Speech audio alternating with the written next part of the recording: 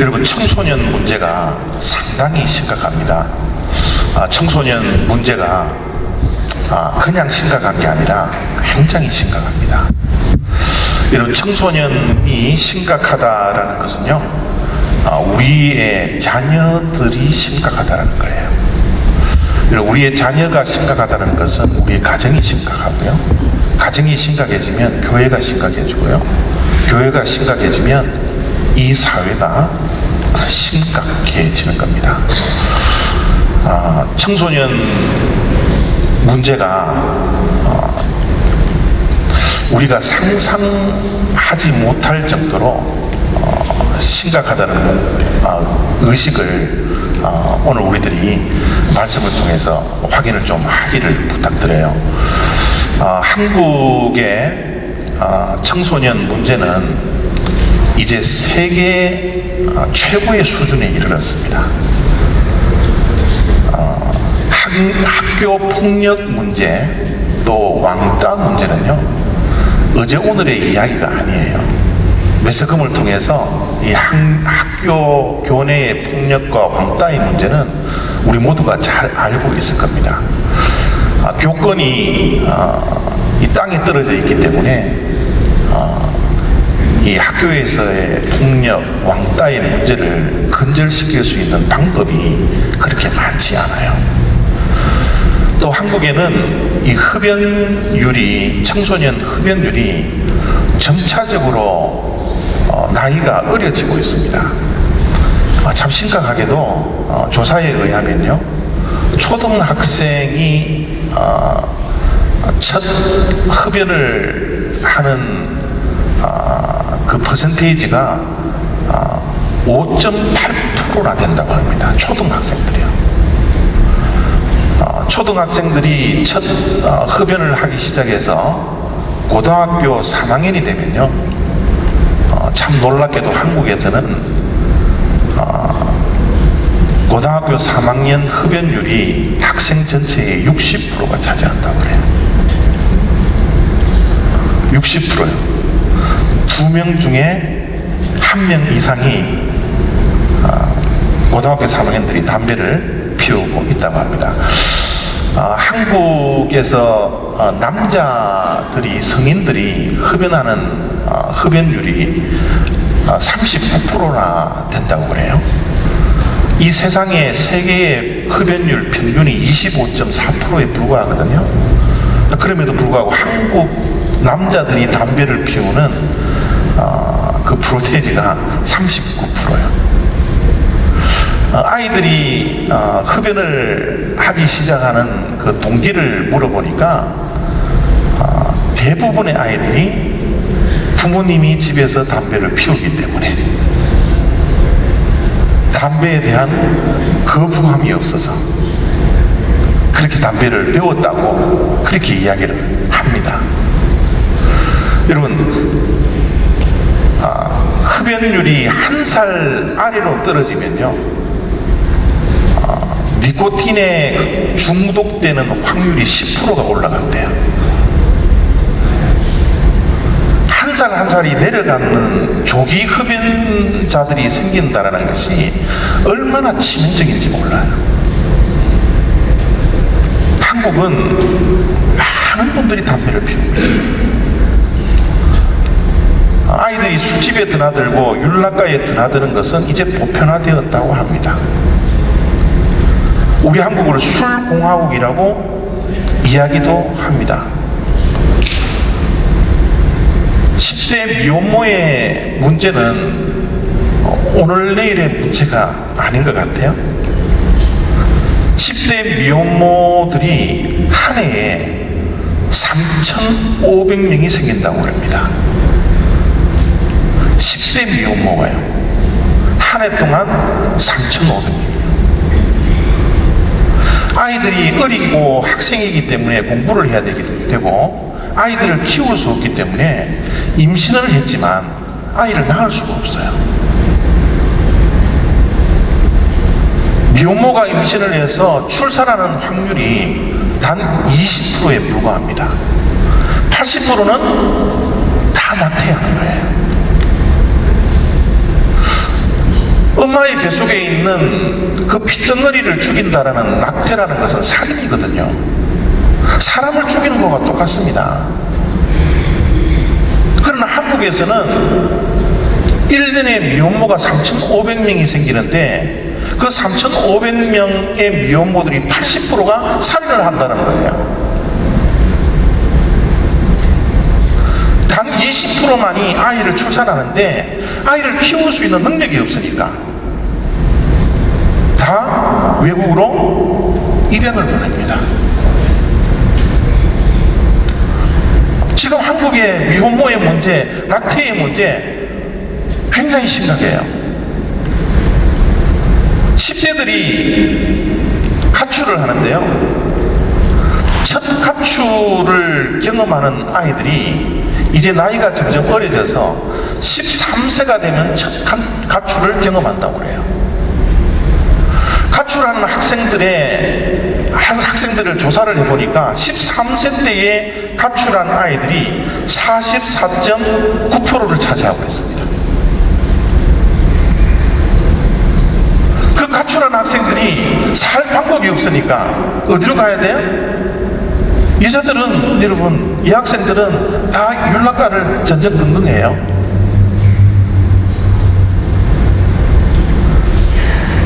윤락가를 전전긍긍하는 10대 청소년들에게 물었습니다.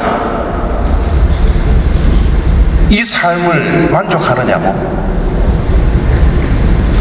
100% 만족하지 않습니다. 그런데 왜 집에 돌아가지 않느냐고. 거기에 있는 윤락가에 출입하는 모든 아이들이, 10대 아이들이 그럽니다. 그래도 집보다는 여기가 낫습니다. 집으로 돌아가는 것보다 윤락가를 정정긍긍하는 것이 훨씬 낫다라고 아이들이 이야기를 하고 있대요. 10대들이 사망하는 1위의 원인이 자살이라고 합니다. 10대들이 많이 죽는데 자살해서 죽는다라는 거예요. 놀랍게도요, 매일매일 10대 아이들이 자살해서 죽는 숫자가 0.95에 달합니다. 한 명이에요. 하루에 한 명꼴로 한국에 있는 10대들이 자살을 하고 있습니다. 심각하지 않나요? 심각해요? 남의 이야기가 아니에요. 우리의 자녀들의 문제입니다. 한국의 자녀들의 문제, 청소년의 문제가 상상할 수 없을 정도로 엄청나게 심각합니다. 미국은 어떻나요? 미국은 한국보다 더 할까요? 덜 할까요?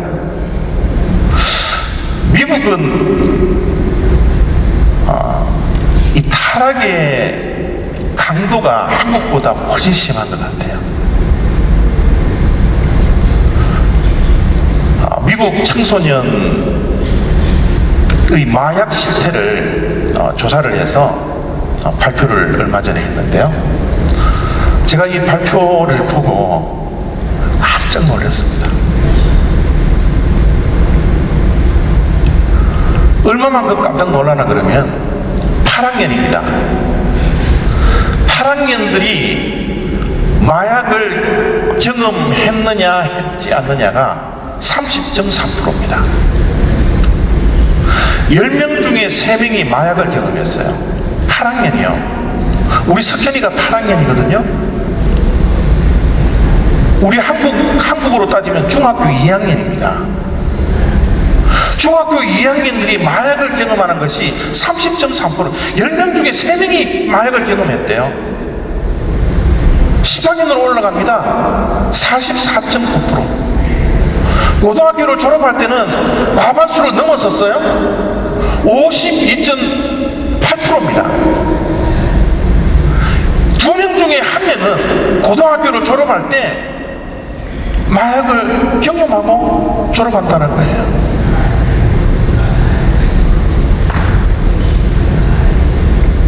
이 마약의 중독성이 점점 깊어져 갑니다. 마리화나, 엑스터시, 히로뽕. 여러분, 제가 이게 조사를 해보니까 뭐 모르는 이름들이 너무너무 많아요.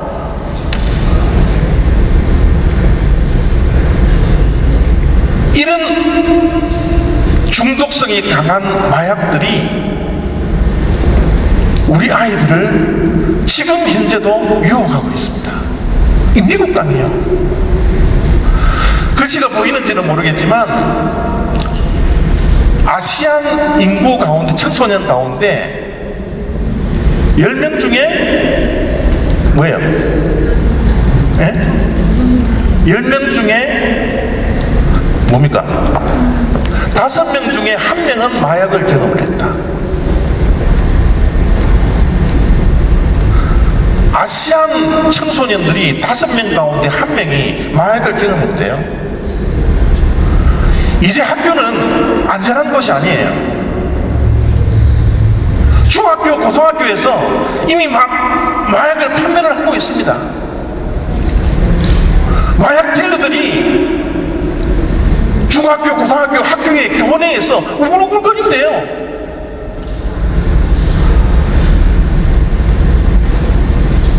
우리 아이들이 마약에서 자유롭지 않아요. 그러면 손길이 우리 아이들을 삼키려고 호시탐탐 노립니다.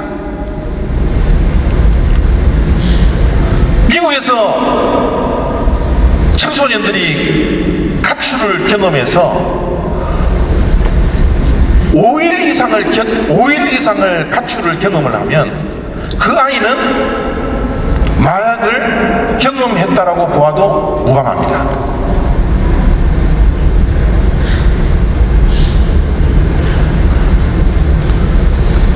청소년에게 마약의 실태가 미국에는 너무너무 심각해요. 여러분, 담배 수준이 아닙니다.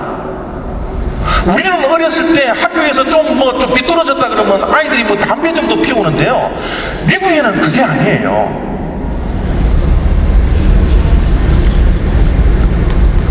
처음에는요, 아이들이 호기심으로 마약을 경험을 하겠지만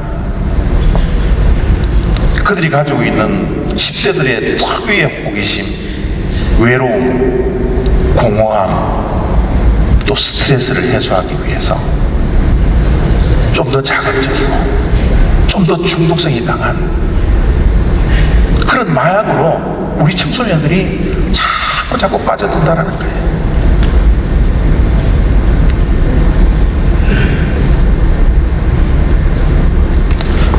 우리 아이들의 문제예요.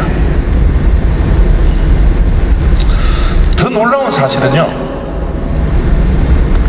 USA Today가 2010년도에 발표를 했으니까 아주 근접한 조사 결과입니다.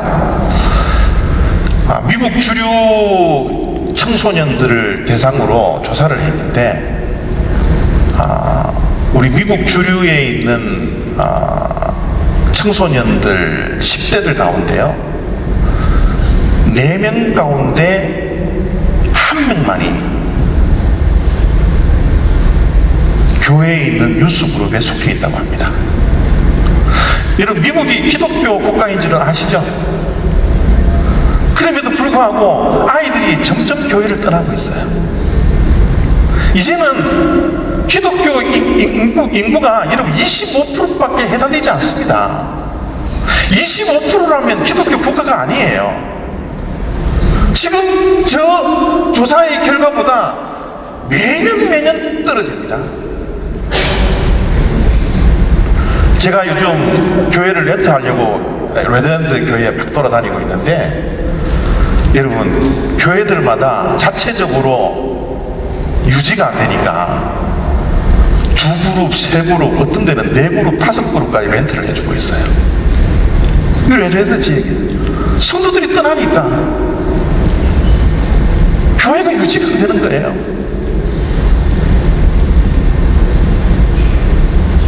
여러분, 한국 학생들은 어떨까요? 여러분, 이거 보면요 정말 심각해요. 한국 아이들이 고등학교를 졸업하는 그 순간부터, 엄마의 품을 벗어나는 그 순간부터 70%가 교회를 떠납니다. 70%가요. 더 놀라운 결과입니다. 대학을 졸업하는 그 순간 우리의 자녀들, 한인들입니다. 한인 자녀들의 90%가 교회를 떠나고 있다라고 발표를 했습니다. 우리의 자녀들 10명 가운데 대학을 졸업하는 그 순간 9명이 교회를 등진대요. 단 한 명만이 남아있다고 합니다. 교회가 여러분 심각하지 않나요? 아니, 여러분 심각하지 않나요? 저 혼자 심각한가요?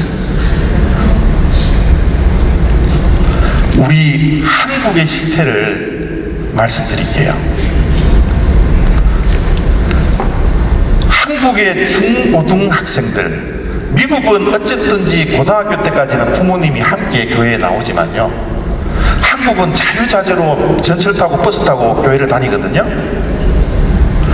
중고등부 인구에 교회에 출석하는 중고등 학생들이 단 5.5%에 불과합니다. 아니, 놀랍지 않으세요? 선교학에서는 인구의 3% 기독교 인구의 3% 미만일 때를 선교학에서는 미전도 종족국이라 그래요. 집중적으로 전도를 하고 선교를 해야 할 그 종족이 미전도 종족입니다. 그것이 인구의 3% 미만일 때 미전도 종족입니다. 여러분, 우리 한국에 있는 중고등 학생들이 5.5%에 불과하다는 거예요.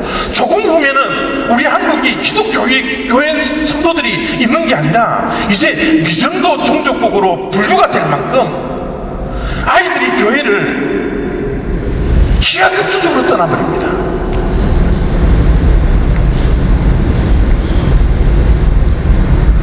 우리의 믿음이 세대와 세대를 잇지 못하면 그것은 실패한 세대예요. 우리 자녀들에게, 우리 후손들에게 믿음을 유산으로 남겨놓지 아니한다면 우리는 실패한 기성세대가 되는 거예요.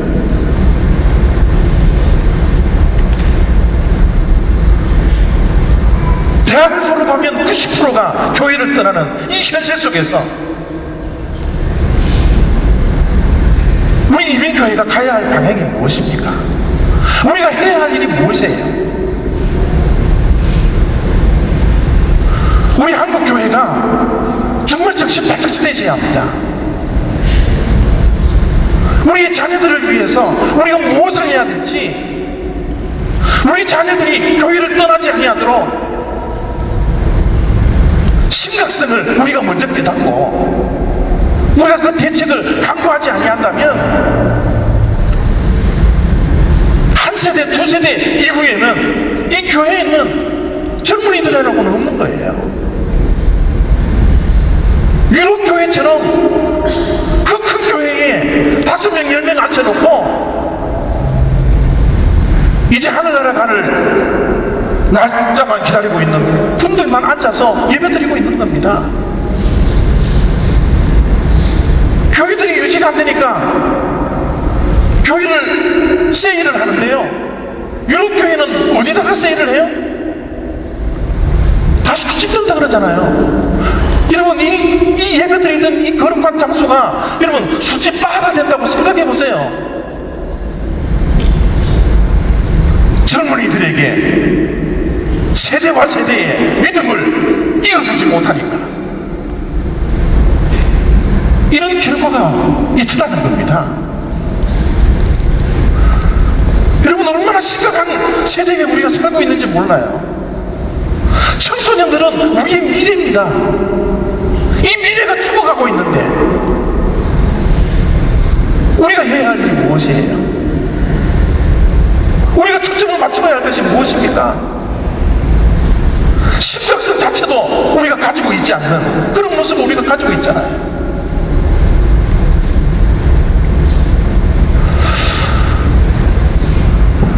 원인이 무엇일까? 아이들이 교회를 떠나고 신앙적이지 않는 그런 청소년의 심각한 문제 속에 들어갈 수밖에 없는 이 세대의 원인, 여러분 마음속으로 한번 생각해 보십시오. 이 세상이 악하다고요? 종말이 다가왔다고요? 그것으로 대답으로 끝날 겁니까? 그것이 진짜 원인이에요? 아닙니다. 누가 책임져야 하냐 그러면요, 부모가 책임져야 돼요.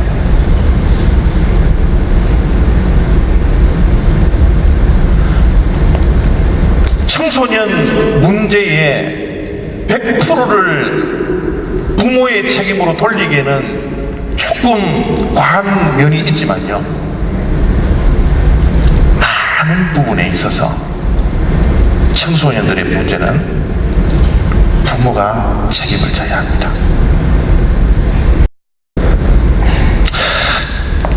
이 자녀들, 이 청소년들의 심각한 문제는 낮은 자존감을 가졌기 때문이라고 분석을 합니다. 여러분, 자존감이라는 것은 가장 가까운 사람으로부터 인정을 받고 격려를 받고 칭찬을 받고 사랑을 받고 섬김을 받을 때 우리의 자녀들은 성장하면서 자존감, 자기를 존중하는 마음이 생겨나요. 그런데 가장 가까운 부모님에게로부터 인정받지 못하고 격려받지 못하고 칭찬받지 못하고 사랑받지 못하고 섬김을 받지 못하고 자라난 아이들은 낮은 자존감으로 상처를 가지고서 살아가야 되기 때문에 이 낮은 자존감을 해결하기 위해서 악한 곳으로 갈 수밖에 없는 거예요. 여러분, 우리 자녀들이 낮은 자존감을 형성시킬 수밖에 없는 그 환경을 우리 부모님들이 굉장히 많이 제공을 합니다. 예를 하나 듭니다. 집에서 식사 시간이 되어서 엄마가 아이에게 묻습니다. 너 뭐 먹을래? 아이들이 생각을 하면서 이때 맛있는 거 먹어야 되겠다 싶어서 이야기하는 것이 피자 먹고 오늘은 피자 먹어야. 자녀들이 엄마에게 이야기합니다. 여러분, 그 이야기를 듣고 엄마가 피자를 사줘요? 대부분의 엄마들이 어떻게 해요? 그거 사죠? 그냥 밥 먹어. 여러분, 아이한테 왜 물어봐요? 아니, 물어보지나 말지. 피자 먹고 싶다면 그 대답을 했으면 엄마 아버지가 사줘야 되지 않나요? 그런데도 불구하고 뭐예요? 아이들이 선택하고 결정을 한 것을 고스란히 무시하는 거예요. 그 순간 아이들은 어떻게 생각해요? 아, 내가 결정하고 선택한 것이 부모님으로부터 무시를 당하고 무시를 당했다라는, 내 결정이 가장 가까운 부모님으로부터 인정을 받아야 되는데 무시를 당했다라는 그 감정으로 인해서 자존감이 떨어집니다. 며칠이 지나요? 엄마가 또 묻습니다. 너 뭐 먹을래? 아이가 당한 게 있었기 때문에 뭐라 그래요? 몰라. 뭐 먹을지 몰라. 그 이야기를 듣고 엄마가 이야기합니다. 야, 이 생각도 없는 놈아, 야, 이 주제도 없는 놈아. 몰라라는 대답은 그 전에 엄마에게 거절당하고 무시당했던 그 상처로 인해서 대답을 하는 건데, 엄마는 오히려 그 대답을 듣고 혼을 내게 급급합니다. 생각도 없는 놈아. 무시해도 그렇게 무시할 수 없어요. 왜 애들이 생각이 없어요? 다 생각이 있어서 몰라라 그러는데. 또 며칠이 지납니다. 엄마가 묻습니다, 아이에게. 오늘 너 뭐 먹을래? 아이들이 대답하는 게 뭐예요? 엄마 알아서 해. 엄마 먹고 싶은 거 먹어. 그 이야기를 하는 아이들은 이미 마음에 상처가 있다는 거예요. 자기가 결정하고 선택한 것이 부모님으로부터 거절을 당하니까, 무시를 당하니까 그들의 마음속에 예민한 아이들이, 감수성이 예민한 아이들이 마음속에는 뭐예요? 내가 이 가정 속에 존중받지 못하는 아이로 있구나. 내가 엄마 아빠를 기쁘게 해드리지 못하는구나. 인정받지 못하는구나. 여러분, 생각에 꼬리를 물어서 마음에 깊은 상처가 생긴다는 거예요. 그것으로 인하여 뭐예요? 자존감이 자꾸 떨어져요.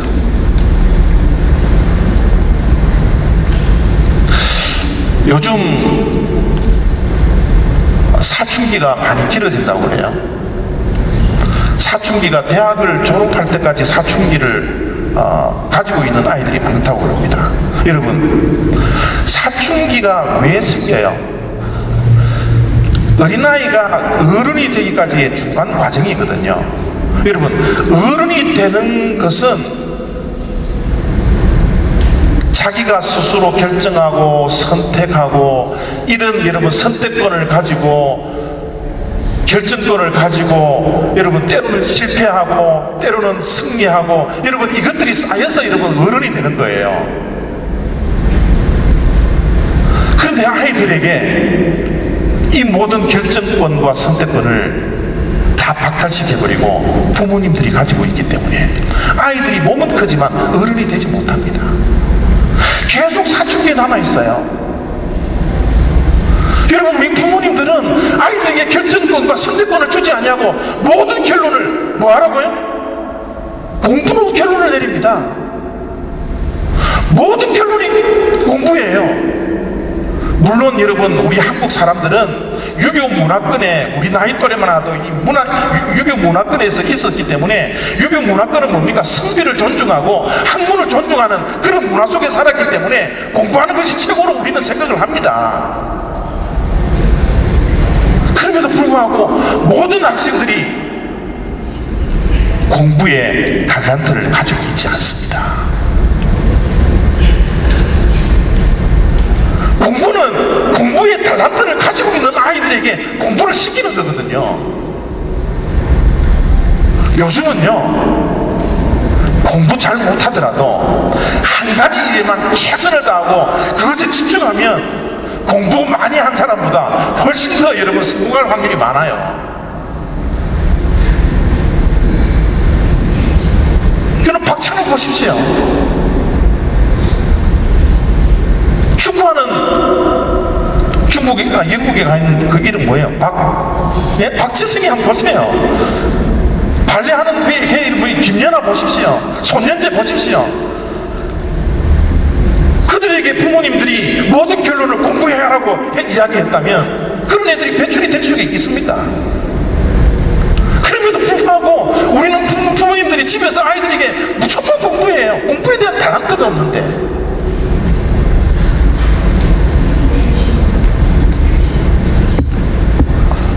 공부하는 달란트를 가진 아이의 특징이 세 가지가 있습니다. 여러분의 자녀 가운데 이 세 가지 특징에 맞다고 생각하시면 진짜 공부시키세요. 그러지 않고서는 그 아이의 달란트가 무엇인지, 장점이 무엇인지 부모님들이 책임을 지고 개발시켜 주셔야 돼요. 공부 잘하는 아이들의 특징 가운데 첫 번째 특징은 한 곳에 집중합니다. 집중력이 강한 아이들은 공부에 대한 달란트가 있는 아이예요. 두 번째 특징은요, 부모님이 시키는 대로 아무 군말하지 않고 순종하는 아이들이 있어요. 이런 아이들은 공부하는데 여러분 달란트가 있는 아이들입니다. 부모님들이 하는 대로 하는 아이들, 뒤돌아보지 않고 옆을 보지 않냐고 부모님이 시키는 대로 하는 아이들, 이런 아이들은 공부하는 데 달란트가 있는 아이예요. 세 번째 특징입니다. 공부 잘하는 아이들의 특징은요, 뭐예요? 암기를 잘해요. 암송을 잘해요. 기억력이 얼마나 뛰어난지 몰라요. 이런 세 가지의 특징을 가진 아이들은 백발백중으로 공부하는 달란트가 있는 아이예요. 이런 아이들은 우리가 축자사자 이런 거 뒷받침해 줘야 합니다. 그러지 않는 아이들은 정말 부모님들이 그 아이들의 장점을 발견하고, 여러분 무엇에 집중해야 될 것인지 우리가 찾아줘야 해요. 모든 아이들이 공부를 잘할 필요가 없어요. 하나님은요 참 공평하시게요, 공부를 잘하는 아이들, 집중력이 강하고 시키는 대로 하는 아이들에게는 창의력을 주지 않아요. 창의성을 주지 않습니다. 여러분, 만약 공부 잘하는 아이들이 의사가 되어서 창의력을 하나님께서 주셨다고 생각해 보십시오. 병원에서 배 찔 때 창의성을 개발해서 배를 열로도 째보고 저로도 째보고 매일매일 여러분 배를 창의력으로 째버리면 우리는 다 죽습니다. 하나님은 그런 달란트를 주지 않아요. 창의력이 있는 아이들은 창의력만 주고요, 집중하려고 여러분 시키는 대로 하는 그 달란트를 주는 아이들은 그런 달란트를 준다는 거예요. 우리 아이들이 창의력을 가지고서 미술을 할지 음악을 할지, 어떤 아이들은요 친구가 많은 아이들이 있어요. 아이들이 학교 갔다 오면 막 전화하기 바빠요. 전화하는 것이 아이들이 하고 이야기하는 것이 얼마나 기쁜지 몰라요. 그게 삶의 낙입니다. 그런 아이들 보고, 공부에 관심이 없는 아이 보고 여러분 공부하라 그러면 아이들이 머리 터지는 겁니다. 아이들 이야기로 이런 이 뚜껑이 열리는 거예요.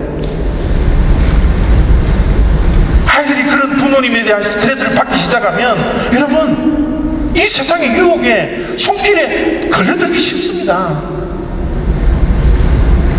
이런 모든 일들이 뭐예요? 부모님들이 교육 철학이 없기 때문에 그렇다는 겁니다. 부모님들이 자녀들을 교육을 시키고 양육을 시킬 때 어떤 뚜렷한 철학을 가지고서 아이들을 교육시키고 양육을 시켜야 되는데, 저부터가 아이들을 교육을 시키는데 철학이 없는 거예요. 그러니까 이 심각한 청소년들의 문제 속에 우리 어른인 부모님들이 책임져야 할 부분이 얼마나 많은지 모릅니다. 자, 과연 우리가 어떻게 해야 될까요? 어떻게 우리들 아이들을 양육하고 교회를 떠나고 있는 이 아이들에게 우리 부모님들이 해야 할 일이 과연 무엇일까요? 오늘 말씀을 보면요, 1절 속에 이런 말씀을 우리들에게 주십니다. 여호와를 경외하며 그의 길을 걷는 자마다 복이 있도다. 4절 말씀입니다. 여호와를 경외하는 자는 이같이 복을 얻으리로다. 계속해서 반복되어져 나오는 단어가 여호와를 경외하는 것이 복이라는 거예요. 우리 아이들에게 남겨주어야 할 부모님들의 유일한 책임은 신앙교육입니다. 우리 아이들이 어렸을 때부터 여호와를 두려워하는 자로, 여호와를 경외하는 자로, 공부보다 더 우선되는 것이 신앙임을 우리 아이들에게 교육 철학을 가지고서 가르쳐야 합니다.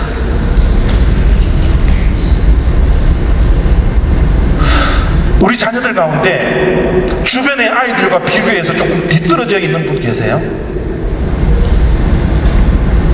좀 늦는 아이들이 있습니까?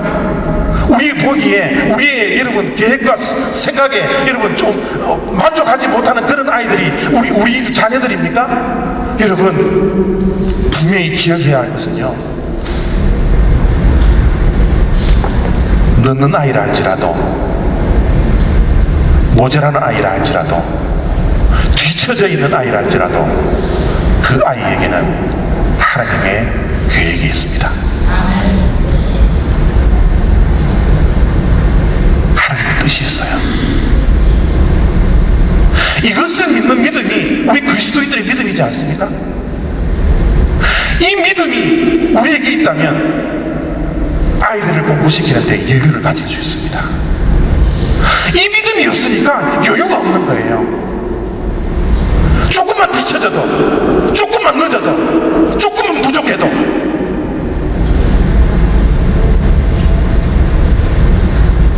우리들이 아이들을 얼마나 스트레스를 줍니까? 하나님은 우리보다 우리의 자녀들에 대한 우리 자녀들에게 거는 기대가 우리보다 훨씬 큽니다. 우리가 해야 할 것은 우리의 아이들이 하나님 앞에 붙어 있을 수 있도록, 하나님을 경외하는 자들이 될 수 있도록 신앙교육을 하는 것이 우리의 책임이에요. 옳지 않은 애들이 1등을 따라잡기라는 것은 이거는 어떻게 보면 불가능할지도 몰라요. 옳지 않은 애들이 정도 그룹을 따라잡기라는 것은 엄청난 노력이 필요합니다. 엄청난 노력을 해도 여러분 자기의 노력으로 선두권에 진입을 하지 못하는 경우가 얼마나 많아요. 그러나 여러분 뒤떨어져 있는 아이들, 옳지 않은 아이들이라 할지라도 하나님께서 그의 인생을 불쌍히 해주시고 그의 인생을 붙들어 주신다면 하나님이 1등 너머에다가 갖다 놓는 것, 이거는 여러분 피스 오브 케이크예요. 심플한 겁니다. 간단한 거예요. 어렵지 않습니다. 우리가 찬양을 불렀던 것처럼 전능하신 하나님께서 우리 아이를 불쌍히 해주시고 아이들이 하나님을 기쁘게 하는, 하나님을 경외하는 아들이 되어 있다면 1등 그룹에 여러분 못 열 이유가 뭐가 있어요? 그게 우리의 믿음이지 않나요? 아무리 닥달을 하고 공부를 해라 해도 1등 그룹에 갈 수 없지만 하나님께서 들어서 갖다 놓으면 갖다 놔지는 거예요.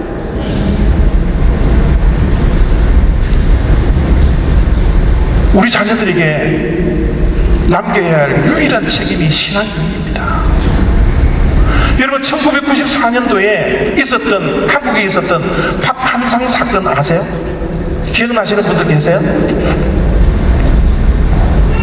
박한상 사건, 이 청년은 너무 죄송합니다. 생부와 생모를 칼로, 어머니는 30번을 찔러 주겠고요. 죄송합니다. 아버지는 칼을 찌르는 것을 막고 힘으로 죽이지 말라고 하는 그 순간에 아버지를 힘으로 제압을 해서 50번을 찌릅니다. 생부와 생모를요,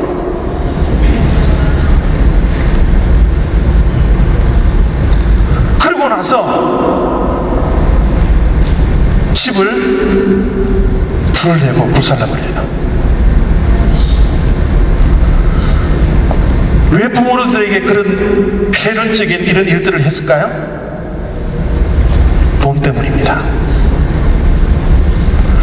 아버지가 100억의 재산가였거든요. 여러분 1994년도에 100억이라면 엄청난 돈입니다.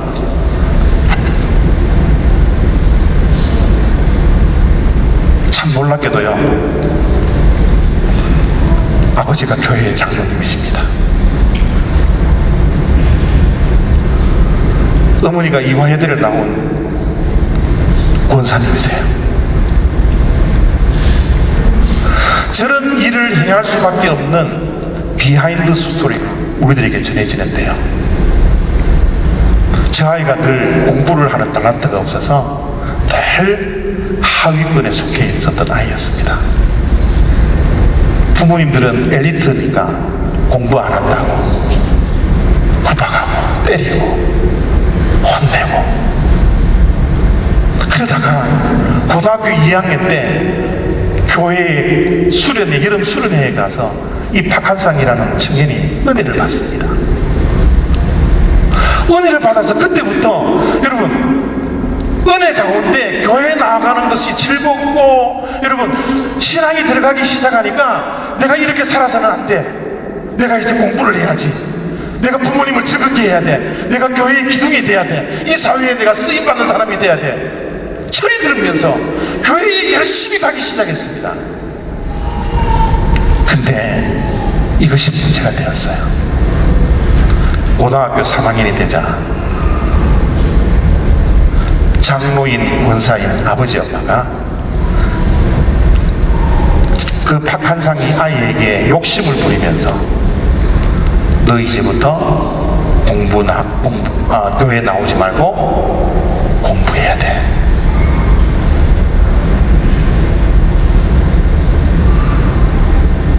교회 장로님이, 권사님이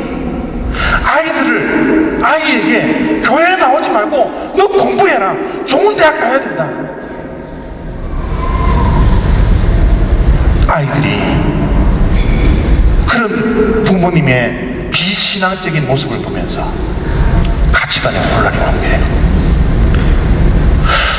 그렇게 좋아하는 교회를 가지 못하게 하니까 아이가 고등학교 3학년 때 부모님의 푸시대로 공부를 한 게 아니라 그전에보다 더 성적이 타락합니다.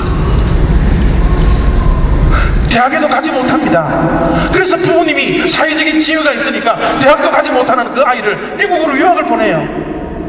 돈은 많으니까. 의학연수를 보냈습니다.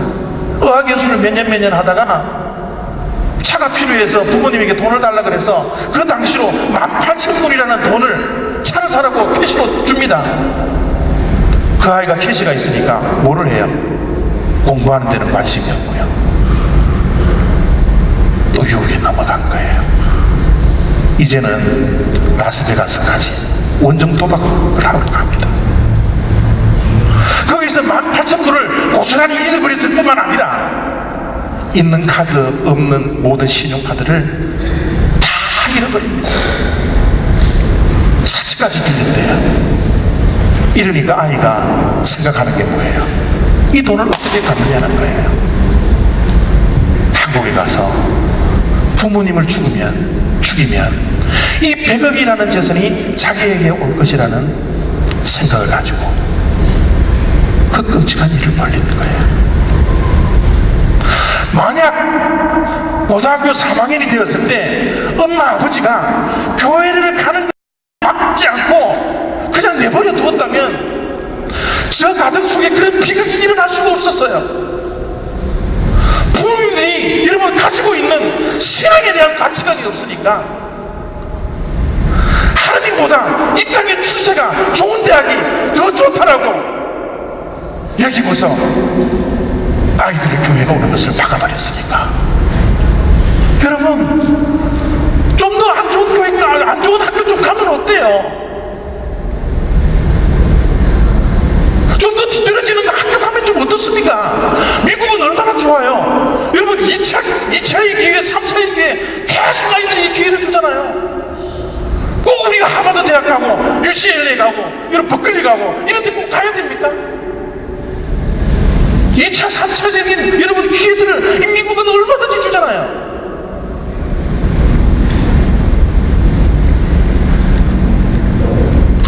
고등학교 3학년이 되어서 부모님들이 교회를 가지 말라고,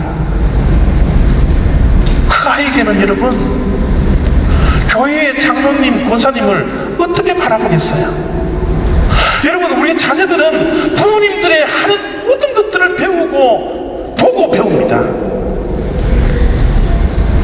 여러분, 우리 자녀들이 교회를 떠나는 이유 가운데 하나는 뭔 줄 아세요? 미국에서는 부모님들이 교회를 올 때 아이들과 함께 차를 타고 몇십 분씩 운전을 해서 오잖아요. 그 교회 안에서 뭐예요? 교회 욕하고요, 저 집사 이 집사 뭐 교회 무슨 장로 무슨 권사, 심지어 목사 욕, 목사 헌담까지 부부끼리 서로 이야기하는 그 이야기를 뒤에 좌석에 앉아있는 아이들은 고스란히 듣고 있는 거예요. 부모가 교회를 욕하고 있는데, 부모가 목회자를 욕하는데, 험담을 하는데, 자녀들이 목회자를 어떻게 존경할 수 있겠어요? 교회를 어떻게 사랑할 수 있겠습니까? 교회를 가보면 다 나쁜 사람들인데. 교회 차 안에서 여러분, 교회 일 이야기하다가 서로 부부끼리 싸움하고요, 어떨 때는 막 교회 오기도 싫어가지고 막 돌아가고요. 이런 아이들이 보고 배우는 것이 뭐예요? 우리 여러분 이민교회들이 얼마나 싸움을 많이 합니까? 얼마나 싸워서 교회를 분열시킵니까? 이런 아이들이 고스란히 그 모습을, 어른들이 하는 그 모습을 보고 자라는데, 조금만 기분 나쁘다고 교회 안 가고요, 조금만 마음이 안 맞다고 교회를 떠나고요. 우리 아이들이 교회를 사랑할 수가 없어요. 교회가 소망이지 않습니다. 교회는 억지로 부모님의 손길에 이끌려서 가는 것 뿐이에요. 그래서 고등학교가 지나면 70%가 교회를 떠납니다.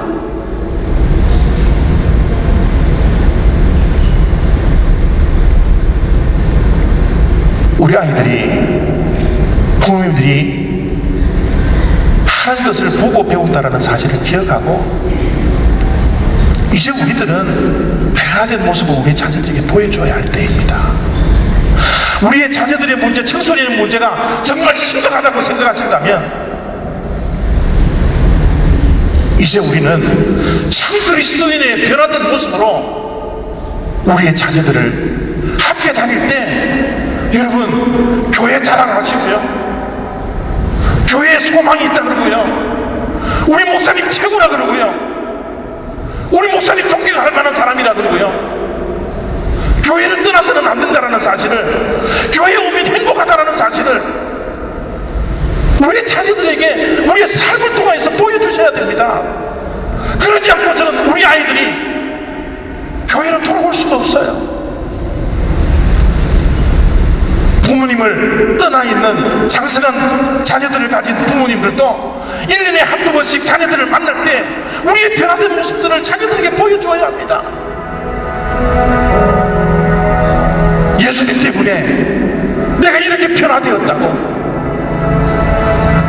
내가 참 예수 그리스도인으로서의 모습을 가지고서 살아가는 이 모습들을 우리의 자녀들에게 보여줘야 돼요. 예수님만이 참 소망임을 우리가 보여줘야 합니다. 이런 것을 보여주지 않으면 교회를 떠난 자녀들은 다시 교회로 돌아오지 않아요. 우리의 다음 세대는 희망이 없습니다.